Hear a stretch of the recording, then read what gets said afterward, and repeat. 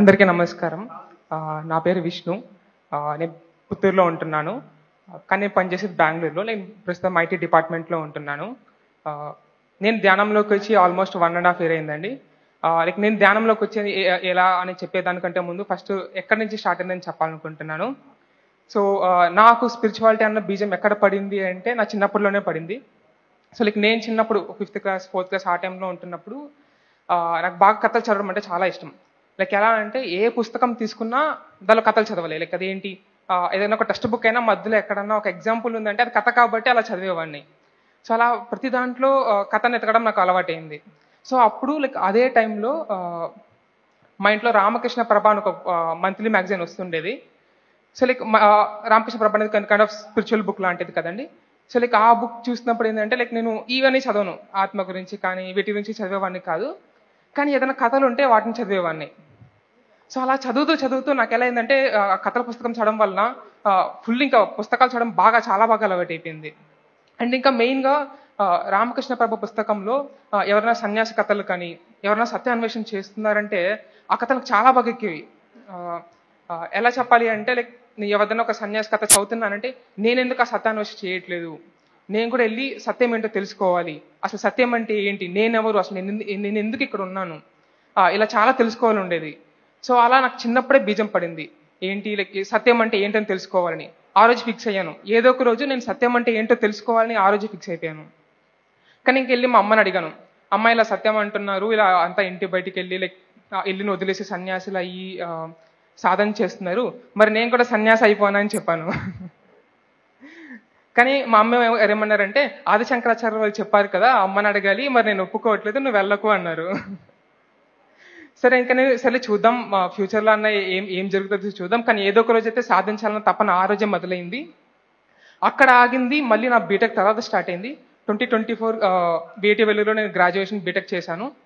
Almost placement అయ్యేసరికి ఒకసారి నేను తిరుమలకి వెళ్ళాను. తిరుమలకి వెళ్ళినప్పుడు మా నాన్నగారు ఒక చిన్న భగవద్గీత పుస్తకం తెచ్చారు. ఎలా అంటే ఒక శ్లోకం ఉంటుంది, ఒక భావం ఉంటుంది. సరే కంపార్ట్మెంట్లో వెయిట్ చేస్తున్నాం కదా, ఖాళీగా ఉండడం ఎందుకు, ఏదో చదువుదామని చెప్పి ఆ భగవద్గీత పుస్తకం చదువుతున్నాం. ఒకే సిట్టింగ్లో ఒక 5-6 అధ్యాయాలు చదివేశాను. ఆ రోజు నాకు ఎలా అనిపించింది అంటే, ఏంటి ఇంత ఆత్మజ్ఞానాన్ని ఇన్ని రోజులు నేను చదవకుండా ఉన్నానా, ఇంట్లో 20 ఏళ్ళుగా భగవద్గీత పెద్ద పుస్తకం ఉంది కానీ నేను ఏ రోజు చదవలేదు. కానీ ఆ రోజు అనిపించింది, ఒక ఇంత జ్ఞానాన్ని నేను ఇంట్లోనే పెట్టుకొని నేను ఎందుకు ఇన్ని రోజు చదవలేదు. సో ఆ రోజు నుంచి మొదలై ఒక 1 నెల రోజుల పాటు ఎందుకో సంతోషంగా ఉన్నా. ఎందుకు సంతోషంగా ఉన్నానంటే ఏం లేదు, ఆ చదివింది అలా ఆ జ్ఞానం అలా ఉండిపోయింది.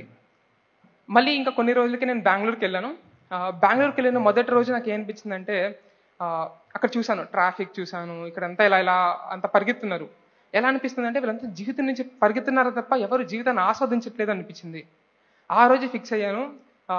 ఆ రోజే నా మొదటి రోజు ఎక్కడ నా స్పిరిచువాలిటీ నేను ఖచ్చితంగా చెయ్యాలి, చాలా సీరియస్గా తీసుకున్న రోజు అంటే అది. ఇలా కాదని ఉండాల్సింది, సత్యం ఏంటో నేను తెలుసుకోవాలని ఆ రోజు ఫిక్స్ అయ్యాను.